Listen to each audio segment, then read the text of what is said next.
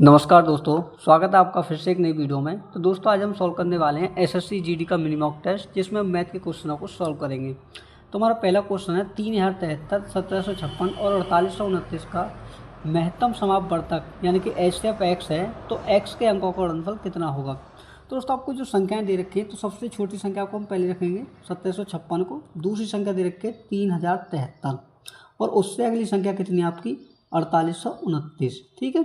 और देखो जब भी आपको बड़ी बड़ी संख्या दे तो आपको एचसीएफ निकालना हो तो वहाँ क्या करते हैं हम, डिफरेंस मेथड का यूज। तो देखो 3073 में 1756 घटाएंगे तो क्या बचेगा, 13 में से 6 घटाया 7। ठीक है। यहाँ क्या बचा आपका 6।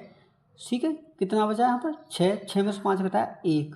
यहाँ देंगे 2.5, 10 में से 7 घटाया 3 और 2 में से 1 घटाया 1, यानी कि 1370 आ गया। और क्या करना है आपको, 4829 में से 3073 को घटाना है। ठीक है, तो 9 में से 3 घटाया 6 और यहाँ कर लेंगे 2.5, 12 में 7 घटाए 5 और यहाँ का बचा आपका 7। ठीक है, 7 बचा और यहाँ का बचा आपका 4 में से 3 घटाया 1। ठीक है, यहाँ बचा हमारा 1756 और यहाँ हमारा 1370। और देखो दोबारा इनका हम डिफरेंस लेते हैं तो देखो क्या आएगा, 16 में से 7 घटाया 9, यहाँ का बचा 4, तो 4 में से 1 घटाया 3, यहाँ क्या है 7, 7 में से 3 घटाएंगे 4। तो दोस्तों आपका जो एचसीएफ है वो क्या आ चुका है, वो आ चुका है 439। अब देखो क्वेश्चन में आपसे पूछा क्या है कि इसके अंकों का गुणनफल क्या होगा, यानी कि अगर x बराबर ये है तो अंकों का गुणनफल क्या होगा।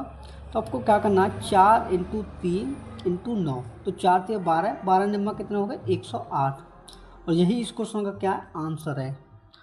तो अगला क्वेश्चन है आपका, अगला क्वेश्चन है निम्नलिखित व्यंजक का मान ज्ञात करो। तो दोस्तों आपको व्यंजक क्या दे रखा है, देखो 90, 95 माइनस, ठीक है, कोष्टक में 144, ठीक है, डिवाइड बाई 12 ऑफ, ठीक है, उसके बाद में 12 माइनस, माइनस के कोष्टक में 4 और उसके बाद में देखो माइनस क्या दे रखा है 3 माइनस के 17 माइनस के 10। तो इसको क्या करना है दोस्तों, आपको सॉल्व करना है। ठीक है, तो जब भी ऐसे क्वेश्चन आते हैं तो दोस्तों में करना क्या होता है, सबसे पहले करते हैं ऑफ को सॉल्व। तो देखो ऑफ का मतलब होता है गुना, तो मैंने इसे गुणा में चेंज कर दिया। तो देखो 12 का गुना 12 में करेंगे तो कितना हो जाएगा 144 और 144 का भाग हम इसमें देंगे तो ये कटेगा एक बार। ठीक है, तो आपको 95 माइनस, कोष्टक में क्या आएगा 1 माइनस, तो देखो इस माइनस का गुना अब अंदर करेंगे तो किसका हो जाएगा 4 जो है प्लस का 4। ठीक है, और देखो यहाँ गया माइनस और देखो 17 माइनस का और माइनस का 10, तो 17 और 10 कितने हो गए 27 माइनस के, और माइनस के 27 में से अब 3 घटाओगे प्लस के तो कितना बचेगा माइनस का 24। ठीक है, माइनस का 24। और देखो सिंपली आपको करना क्या है कि इस 95 को आप यहीं रखिए माइनस के, 4 बजे कितने हो गए 5। ठीक है, अगर माइनस का चिन्ह अंदर गुना करेंगे तो किसका हो जाएगा प्लस का, यानी कि आपके कितने हो जाएंगे 24 और 5 24।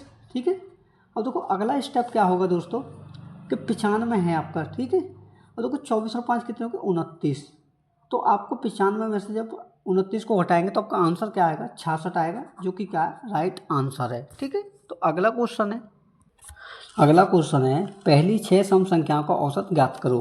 तो दोस्तों पहली 6 सम संख्या क्या होगी, तो देखो सबसे पहली होगी 2, उससे अगली आपकी 4, 6, फिर 8, फिर 10 और फिर होगी 12। तो देखो संख्या कितनी हो चुकी है आपकी 1 2 3 4 5 6। तो इनका निकालना आपको औसत, तो संख्याएं जितनी होती हैं उससे क्या करते हैं हम भाग, यानी कि 6 से। तो देखो ऐड करेंगे तो क्या होगा 2 और 4 6, 6 और 6 12, 12 और 8 कितने हो गए 20, 20 और 10 कितने हो गए 30 और 30 में 12 ऐड करेंगे तो कितना हो जाएगा 42। तो 42 में जब 6 से भाग करेंगे तो आपका आंसर क्या आएगा 7, यही क्या आपका राइट आंसर है। ठीक है, तो अगला क्वेश्चन है, अगला क्वेश्चन है यदि x अनुपात y बराबर 8:5 और x माइनस वाई बराबर 18 है तो x प्लस वाई का मान ज्ञात कीजिए। दोस्तों आपको दे रखा है देखो x अनुपात y कितना दे रखा है 8:5। ठीक है, इसमें बोला है कि अगर x माइनस वाई बराबर, यानी कि x माइनस वाई बराबर आपका 18 है तो x प्लस वाई का मान ज्ञात करो। दोस्तों यहाँ पर मैं आपको बता दूं, अगर हम x के साथ में जो आप x और y के मान दे रखे हैं, अगर हम इसके साथ में एक a जोड़ दें आपको समझाने के लिए, तो देखो आपका मान क्या होगा 8a माइनस के 5a का मान दे रखा आपको, यानी कि x बराबर 8a रखा मैंने और y बराबर 5a बराबर कितना 18 है। तो आपका a का मान निकल के आएगा कितना, 8a में से 5a घटाए तो 3a, तो 3a बराबर 18 है, तो a का मान कितना है आपका 6।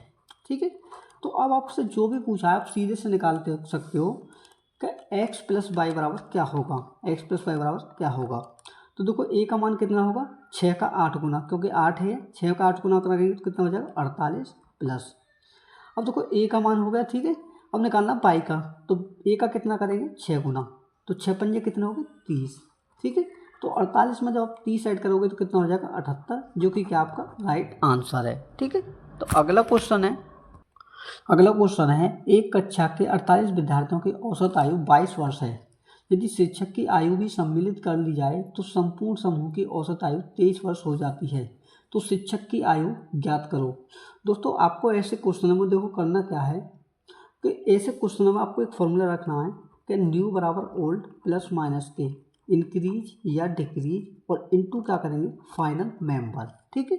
तो देखो प्लस कहाँ लेंगे, जहाँ पर आपके जो मेंबर के आने से आपके औसत में वृद्धि हो रही हो, और माइनस वहाँ लेंगे जहाँ औसत में कमी हो रही हो, ठीक है। तो आपको क्या निकालना है शिक्षक की आयु। तो देखो न्यू का मान निकालना है। पहले जो औसत था आपका कितना था, वो था 22 वर्ष, ठीक है। औसत आयु 22 वर्ष थी। आज के टाइम में क्या हो रहा है, उसमें वृद्धि हो रही है, क्योंकि 23 हो रही है। कितने की वृद्धि हो रही है, 1 की वृद्धि। और कितने के ऊपर, कि पहले 48 थे और आज के टाइम में कितने मेंबर हो गए 49, ठीक है। क्योंकि शिक्षक के आने से एक का क्या बढ़ गया, एक गिनती बढ़ गई। तो अब क्या करोगे 22 प्लस 49 का गुना 49 एक में करेंगे तो कितना हो जाएगा 49, और जब 49 में 22 ऐड करेंगे दोस्तों कितना हो जाएगा 49 और 2 51, 51 और 20 71, यानी कि शिक्षक की जो आयु होगी वो कितनी होगी दोस्तों 71 वर्ष होगी। यही इस क्वेश्चन का आंसर है। तो अगला क्वेश्चन है एक गोले का पृष्ठीय क्षेत्रफल ज्ञात कीजिए जिसका व्यास 21 सेंटीमीटर है। तो दोस्तों जो व्यास होता है, व्यास का जो त्रिज्या निकालते हैं हम गोले की या किसी की भी, त्रिज्या जो होती है दोस्तों वो होती है हमारे व्यास की आधी। तो व्यास कितना है 21 सेंटीमीटर। तो 21 में जब 2 का भाग दोगे तो हमारी आ जाएगी त्रिज्या 21/2 सेंटीमीटर। अब देखो आपको निकालना क्या है कि पृष्ठीय क्षेत्रफल। तो देखो गोले का पृष्ठीय क्षेत्रफल होता है दोस्तों 4πr², ठीक है। तो देखो जब इसमें वैल्यू रखोगे तो क्या होगा 4 इंटू पाई का मान होता है 22/7 इंटू रेडियस का स्क्वायर, यानी कि 21/2 का 2 बार गुना करेंगे। तो देखो 2 दूनी कितने हो गए 4, और 4 का भाग 4 में देंगे तो कितने बार कटेगा 1 बार।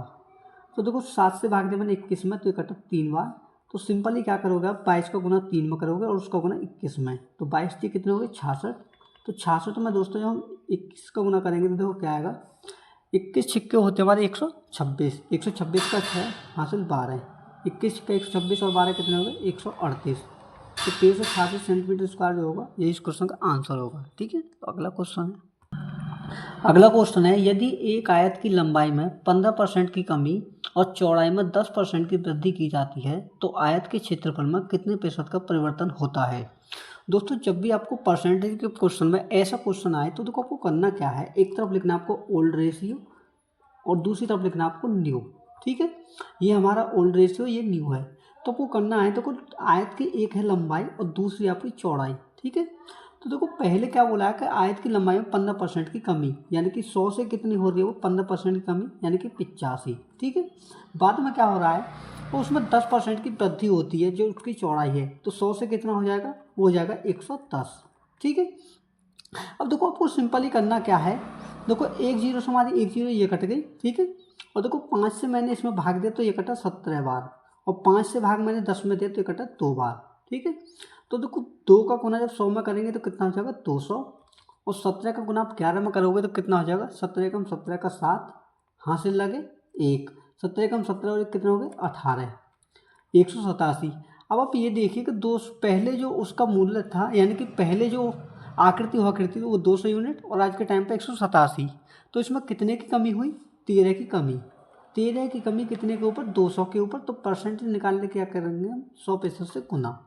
तो देखो 2 जीरो से हमारे 2 जीरो ये कट गए, और 2 का भाग जब 13 में करोगे तो आपका क्या आएगा 6.5% की कमी, 6.5% की क्या हुई कमी, जो कि इस क्वेश्चन का आंसर है। तो अगला क्वेश्चन है एक बल्ब के क्रय मूल्य और विक्रय मूल्य का अनुपात 20:25 है तो लाभ प्रतिशत कितना है। तो दोस्तों आपको देखो कॉस्ट प्राइस और सेलिंग प्राइस उसका अनुपात क्या दे रखा है 20:25, यानी कि कोई वस्तु आपने 20 में खरीदी और 25 में उसे बेच दिया तो आपको लाभ कितने को होगा 5 रुपये का 20 रुपये के ऊपर, क्योंकि हमेशा लाभ जो होता है दोस्तों लाभ या हानि वो हमारी कॉस्ट प्राइस के ऊपर होती है।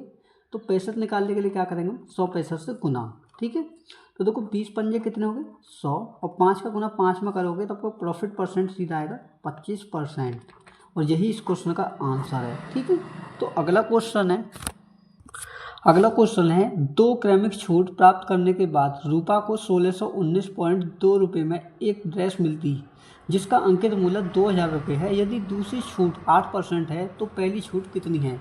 दोस्तों ऐसे क्वेश्चनों को देखो आपको करना क्या है, एक तरफ आप लिखोगे मार्केट प्राइस और दूसरी तरफ लिखोगे आप सेलिंग प्राइस। ठीक है, तो देखो पहली जो छूट मिल रही है वो कितने की मिल रही है 8% की, दूसरी तो देखो 100 का सामान कितने में मिल रहा होगा 100 में 8% कम करेंगे तो 92 में। ठीक है, और देखो मान के चलो ये हमारी दूसरी होगी छूट और पहली हमें निकालनी है, तो उसके लिए आप एक खाली स्थान छोड़ कर बट्टे में क्या लिखोगे कि उल्ली तरफ लिखोगे जो मार्केट प्राइस ओरिजिनल है, और अगली तरफ क्या लिखोगे जितना सेलिंग प्राइस है यानी कि 1619.2। तो देखो इस पॉइंट को हटा के मैंने क्या कर दिया यहाँ एक जीरो बढ़ा दिया।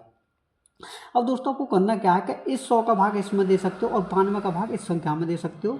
ठीक है, और इस संख्या से आप इसे भी भाग कर सकते हो। ठीक है, तो देखो इन 2 जीरो से क्या करा मैंने यहाँ की 2 जीरो काट दी, और देखो मैंने इस संख्या का इसमें भाग दिया कैसे 23 चौके 92, और 23 का भाग मैंने इसमें करा तो 23 सत्ते होते हैं दोस्तों 161, और देखो 9 में भाग देंगे तो ना जाने के जीरो 23 चौके 92। ठीक है, अब देखो आप क्या करोगे, आपको करना है कि 200 का गुना यहाँ पर 200 चौके कितने हो गए 800, और 704 का यहाँ करेंगे तो क्या होगा 704 एकम 704। ठीक है, अब आप ये देखिए कि 800 रुपये पर आपको कितने का डिस्काउंट मिल रहा है, तो वो मिल रहा है दोस्तों कितने का, इसमें से घटाएंगे तो 96 रुपये का। ठीक है, 96 का डिस्काउंट 800 के ऊपर, तो इंटू करेंगे 100 पैसे से गुना, तो देखो 2 जीरो समय 2 जीरो कट गई, और 8 का भाग आप 96 दोगे तो अपना आंसर क्या आएगा 12% का डिस्काउंट, जो कि आपका राइट आंसर है। ठीक है, तो अगला क्वेश्चन है राजेश 5 किलोग्राम सेब 875 में खरीदता है और उन्हें 220 रुपये प्रति किलोग्राम में बेच देता है, तो उसे कितना लाभ प्राप्त हुआ। दोस्तों इसमें लाभ पूछा है कि लाभ कितने का हुआ, तो देखो 5 किलोग्राम कितने में खरीदता है, वो खरीदता है 875 रुपये में। ठीक है, तो हम ये देखेंगे कि जो उसने बेचे हैं वो कितने में बेचे हैं 5 किलो, तो देखो वो क्या करता है कि 1 किलोग्राम कितने में बेचता है 220 रुपये में। ठीक है, तो देखो ये जो है खरीदे गए हैं तो ये क्या हमारा सेलिंग प्राइस, तो देखो टोटल अगर हम सेलिंग प्राइस देखें 5 किलो का तो कितना होगा 220 का 5 गुना कितना होगा 22 पंजे 110, यानी कि कितने का 1100 रुपये में। अब उसने देखो 1100 रुपये में बेचा और 875 में ख़रीदा, तो अगर आप लाभ निकालोगे तो करना क्या होगा कि जो सेलिंग प्राइस है उसमें से आप घटाओगे कॉस्ट प्राइस कितना 875 को, तो आपका आंसर क्या आएगा देखो 10 में से 5 घटाए 5, 9 में 7 घटाए 2, और यहाँ का बचा आपका 10, 10 में 7 घटाए 2, तो 225 रुपये का लाभ जो होगा यही आपका आंसर है। तो अगला क्वेश्चन है कितने वर्षों में कोई धनराशि 30% साधारण ब्याज की दर पर स्वयं की 16 गुनी हो जाएगी। दोस्तों मान के चलिए अगर हमारा मूलधन जो है वो P रुपये है, तो क्वेश्चन में बोला है कि इसका 16 गुना, यानी कि जो आपका अमाउंट होगा इसका 16 गुना कितना हो जाएगा 16P। तो दोस्तों जब भी हम देखो लाभ निकालते हैं, जो हम ब्याज निकालते हैं साधारण ब्याज हो या कंपाउंड इंटरेस्ट हो, तो देखो कैसे निकालते हैं हम अमाउंट में से क्या निकालते हैं मूलधन को घटाते हैं। ठीक है, तो जब 16P में से 1P को घटाओगे तो आपकी ब्याज कितनी आएगी 15P। तो देखो आपको निकालना है कि कितना टाइम लगेगा, तो देखो आपको फॉर्मूला क्या होता है सिंपली कि सिंपल इंटरेस्ट बराबर principal into rate into time बटे में क्या होता है 100। ठीक है, और देखो सिंपल इंटरेस्ट क्या है दोस्तों आपका वो है 15P, और आपका मूलधन क्या है वो P ही है, और इंटू क्या करेंगे रेट आपको देगा 30%, और टाइम आपको निकालना है तो T मैंने यही रखा, और बट्टे में क्या करेंगे 100 से भाग। ठीक है, तो देखो P से हमारा P कट गया, 15 से भाग दिया मैंने 30 में तो 2 बार कटा, और दोस्तों 2 का भाग आप 100 में करोगे तो कितनी बार कटेगा 50 बार, और यहाँ का बचा दोस्तों आपका 1, तो 50 को गुना आप 1 में करोगे तो आपका समय कितना आएगा 50 वर्ष, जो कि इस क्वेश्चन का क्या है आंसर है। ठीक है, तो अगला क्वेश्चन है 20,000 रुपये पर 9% प्रति वर्ष की दर से 1 वर्ष और 4 महीने का चक्रवृद्धि ब्याज कितना होगा। तो दोस्तों यहाँ पर मैं आपको बता दूं कि आपको 1 वर्ष का जो ब्याज है रेट है वो तो सेम रहेगा, लेकिन 4 महीने का जब आप रेट निकालोगे तो वो आपको अलग लेना पड़ेगा। कैसे, देखो मूलधन दे रखा आपको कितना 20,000 रुपये। ठीक है, 20,000 रुपये, लेकिन रेट जो है वो कितना आपका 9%। ये क्या आपका वार्षिक रूप से, लेकिन जो अब आप 4 महीने के अगर 4 महीने के लिए अगर आप रेट निकालोगे तो देखो कैसे निकालोगे। तो 9% हमारा 12 महीने के लिए, तो इसमें करना होगा मैं 4 से गुना। तो देखो 4 3 कितने हो गए 12, और 3 का भाग 9 में करेंगे कितना आएगा 3%। यानी कि दोस्तों 4 महीने के लिए जो आप रेट निकालोगे, जो वर्ष रेट लगाओगे वो कितना लगेगा 3%, और जो वार्षिक रूप से कितना वो कितना होगा 1 वर्ष के लिए 9%। और देखो आपको निकालना है 1 वर्ष 4 महीने का। तो सबसे पहले हम निकालेंगे कि मूलधन पर, जो हमारा ये मूलधन है इस पर टोटल ब्याज हमें कितने % देना होगा। तो इसके लिए क्या करेंगे हम दोस्तों, सक्सेसिव रूल का यूज 9 और 3 का। तो देखो 9 और 3 को पहले हम ऐड करेंगे, 9 + 3, और एक बार क्या करेंगे हम इन दोनों का आपस में गुना, 9 × 3, और इसमें करेंगे हम 100 से भाग। तो देखो 9 और 3 कितने हो गए 12, ठीक है। और 12 में पॉइंट लगा कर क्या करेंगे, 9 3 हो गए 27, और 27 में 100 का भाग करेंगे तो क्या होगा 27%, यानी कि 12.27%। यानी कि दोस्तों आपको जो चक्रवृद्धि ब्याज देना होगा वो क्या देना होगा कि 20,000 का 12.27% देना होगा। तो आपका सीधा ब्याज आएगा देखो 20,000 × 12.27 बटे में 100, ठीक है। तो एक पॉइंट मैंने यहाँ से हटाया, 2 जीरो आपकी और बढ़ गई। तो देखो इन 4 जीरो से क्या होगा आपकी, ये 4 जीरो कट गई। तो आप देखो 1227 का 2 गुना करोगे तो आपका आंसर क्या आएगा 2454 रुपये, जो कि इस क्वेश्चन का क्या है आंसर है, ठीक है। तो अगला क्वेश्चन है, सूरज एक कार्य का 1/12 भाग 9 दिनों में पूरा करता है, तो इस दर से उसे कार्य करने में कितने दिन और लगेंगे। तो दोस्तों दिया क्या है कि सूरज जो है, सूरज को मैंने एस से लिखा, ये 1/12 भाग को कितने दिन में कर रहा है 9 दिन में, ठीक है। तो अगर हम ये देखें कि टोटल कार्य कितने दिन में करेगा कि 1/9 दिन में, तो 12 का 9 गुना कितना होगा 108 दिन, यानी कि 108 दिन में दोस्तों वो टोटल कार्य को करेगा। तो क्वेश्चन में पूछा क्या है कि उसे कार्य करने में कितने दिन और लगेंगे, यानी कि 108 में से आप 9 दिन घटाओगे तो आपका आंसर क्या आएगा, वो आएगा देखो 98 में से 9 घटाया 9, 99, यानी कि 99 दिन जो होगा दोस्तों यही आपका आंसर होगा। तो अगला क्वेश्चन है कि 0.07 सेंटीमीटर त्रिज्या वाले एक ठोस अर्धगोले का संपूर्ण पृष्ठीय क्षेत्रफल ज्ञात कीजिए, अगर पाई बराबर 22/7 आपको मान दिया है। दोस्तों देखो जब मैं आपको बता दूं कि आपको त्रिज्या दे रखी है 0.07 मीटर में, अगर हम इसे सेंटीमीटर में बदलेंगे तो हमें दोस्तों करना क्या होता है कि 1 मीटर बराबर होते हैं 100 सेंटीमीटर, यानी कि 0.07 में अगर हम 100 का गुना करेंगे तो हमारी त्रिज्या आएगी कितनी 7 सेंटीमीटर, ठीक है। अब देखो मैं आपको बता दूं कि एक जो अर्धगोला होता है उसका संपूर्ण पृष्ठीय क्षेत्रफल होता है आपका कितना 3πr², ठीक है। तो देखो वैल्यू रखेंगे तो क्या आएगा 3 × पाई का मान होता है 22/7 इंटू रेडियस का स्क्वायर 7 × 7, ठीक है। तो देखो 7 से हमारा 7 कट गया, तो आपका आंसर क्या आएगा देखो 22 × 66, तो 66 में आप 7 का गुना करोगे तो आपका आंसर आएगा 7 × 6 = 42 का 2, 7 × 6 = 42 और 4 = 46, यानी कि 462 सेंटीमीटर स्क्वायर जो होगा इस क्वेश्चन का आंसर होगा। तो अगला क्वेश्चन है पाइप ए और बी किसी टैंक को क्रमशः 15 घंटे और 18 घंटे में भर सकते हैं। यदि दोनों पाइपों को एक साथ खोल दिया जाए तो टैंक का 2/3 भाग भरने में कितना समय लगेगा। तो दोस्तों 2/3 भाग कितने समय बनेंगे, क्वेश्चन में ये आपसे पूछा है। तो देखो पाइप के हैं दो, एक ए है एक बी है। ए कितने घंटे में भरा 15 घंटे में, और बी उसे 18 घंटे में।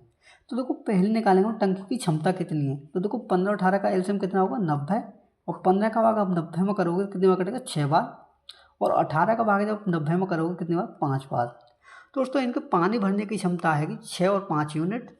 तो क्वेश्चन में बोला है कि 90 जो आपका टोटल क्षमता है उसका कितना 2/3। तो देखो 2/3 निकालेंगे तो कितना आएगा 3 का भाग 90 में तो कितने बार कटा 30 बार, और 30 का गुना 2 में करेंगे तो कितना आएगा 60 यूनिट। अब दोस्तों आपको करना क्या है कि 60 यूनिट को भरवाना है दोनों से। तो देखो 60 को दोनों से भरवाएंगे तो कैसे करेंगे, 6 और 5 कितना होगा 11, ये दोनों की क्षमता हो गई। तो देखो सॉल्व करेंगे तो क्या आएगा 11 पंजे होते हैं 55, तो 5 आपका रिमाइंडर बचा, रिमाइंडर को लिखते हैं ऊपर बट्टे में 11, यानी कि 5 सही 5/11 घंटे में वो टंकी के 2/3 भाग को भर लेंगे। दोस्तों ये इस क्वेश्चन का आंसर है। तो आपका अगला क्वेश्चन है अमन 16 घंटे में एक निश्चित दूरी तय करता है। अपनी चाल में 5 किलोमीटर प्रति घंटा की वृद्धि करके वह समान दूरी 14 घंटे में तय कर सकता है, तो दूरी ज्ञात कीजिए। दोस्तों जब भी आपकी डिस्टेंस सेम हो, यानी कि डिस्टेंस एक कांस्टेंट राशि हो, तो वहाँ पर क्या होता है कि जो हमारे स्पीड का रेशियो होता है वो टाइम के रेशियो का क्या होता है, उल्टा। ठीक है, तो देखो आपको क्या करना है कि एक तरफ लिखनी है पुरानी स्पीड, पुराने टाइम का रेशियो, और एक तरफ क्या रखना है न्यू रेशियो या न्यू स्पीड का रेशियो। ठीक है, तो देखो टाइम क्या दे रखा है, पहले उसे 16 घंटे लगते थे, लेकिन आज के टाइम में कितना समय लग रहा है, 14 घंटे।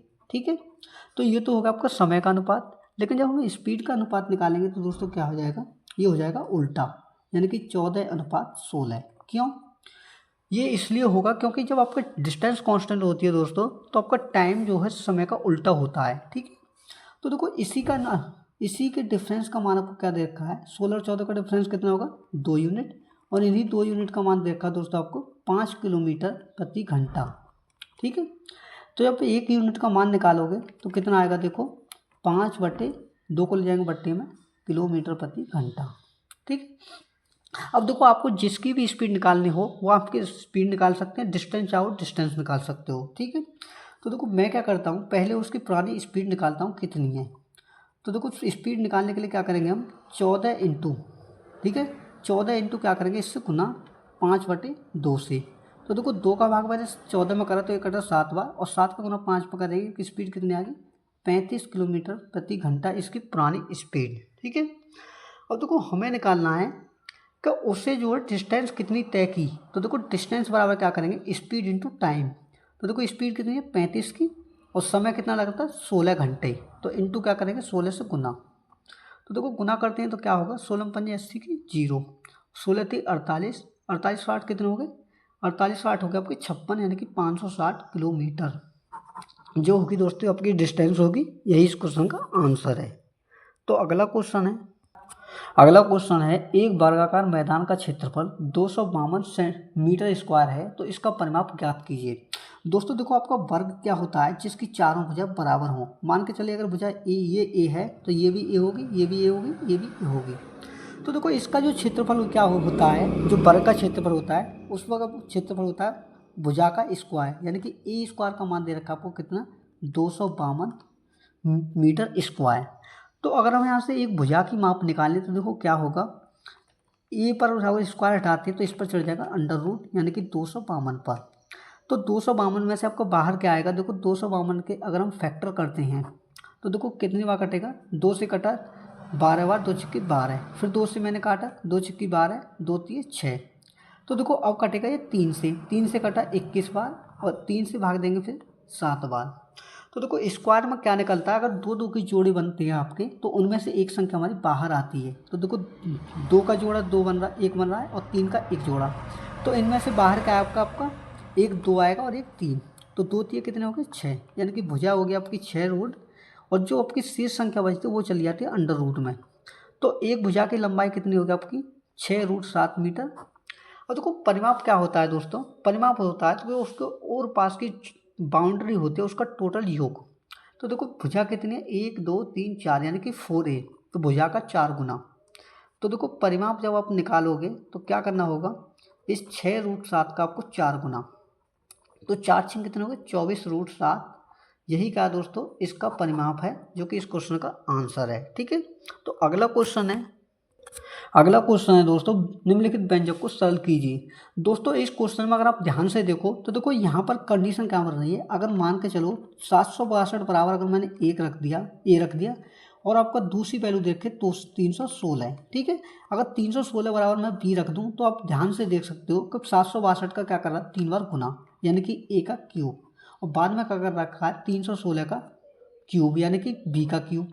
और देखो बट्टे में क्या हो रहा है आपका कि ए स्क्वायर, क्योंकि 762 का 2 बार गुना है, और माइनस क्या कर रहा है ए इंटू बी। ठीक है, और प्लस क्या कर रखा है दोस्तों बी का स्क्वायर। तो दोस्तों आपने डेफिनेटली एक फॉर्मूला पढ़ा होगा, देखो मैं नीचे लिख के दिखा देता हूँ कि आपका एक फॉर्मूला होता है, देखो ए का क्यूब माइनस के बी का क्यूब बराबर ए माइनस बी। ठीक है, ए माइनस बी, और देखो ए स्क्वायर, दोस्तों यहाँ पर थोड़ी प्लस है यहाँ पर, तो देखो ए का क्यूब प्लस बी का क्यूब बराबर फॉर्मूला था हमारा ए प्लस बी, ए स्क्वायर माइनस के ए बी प्लस के बी का स्क्वायर। ठीक है, तो आप इस वैल्यू को यहाँ पर रखोगे तो देखो आपका आंसर क्या आएगा, ऊपर मैंने वैल्यू रखी ए प्लस बी ठीक है, ए स्क्वायर प्लस के बी स्क्वायर माइनस के ए बी, और बट्टे में क्या होगा आपका ए स्क्वायर माइनस के ए बी प्लस के बी स्क्वायर। तो देखो ये वाली संख्या क्या होगी, इसे काट देगी तो ऊपर क्या बचा आपका ए प्लस बी। ठीक है, तो आपको क्या करना है, 762 में 316 को ऐड करना है। ठीक है, तो 762 प्लस के 316, तो 6 और 2 8, 6 और 1 कितने हो गए 7, 7 और 3 कितने हो गए 10। तो 1078 जो होगा दोस्तों इस क्वेश्चन का आपका आंसर होगा। ठीक है, तो अगला क्वेश्चन है दो संख्याओं के बीच का अनुपात 7:8 है। यदि प्रत्येक संख्या में 4 की वृद्धि की जाती है तो अनुपात 9:10 हो जाता है। तो संख्याओं के बीच का अंतर ज्ञात करो। तो दोस्तों मान के चलिए पहली संख्या हमारी ए है और दूसरी संख्या बी है। ठीक है, इनका अनुपात दे रखा है कितना 7:8। तो दोस्तों अगर मैं इसमें x जोड़ दूँ दोनों में समझाने के लिए आपको, तो देखो मान क्या दे रखा है कि दोनों में वृद्धि हो रही है 4 की, यानी कि देखो 7x में वृद्धि 4 की और 8x में कितने की वृद्धि 4 की। तो उसके बाद अनुपात कितना हो रहा है आपका 9/10। ठीक है, क्योंकि अनुपात को हम बट्टे में भी बदल सकते हैं। तो देखो इस 10 का गुना करेंगे इस समीकरण में और 9 का गुना करेंगे इसमें। तो देखो 10 का गुना मैंने 7 में करा तो कितना होगा 70x, और 10 का गुना 4 में कितना होगा 40 बराबर।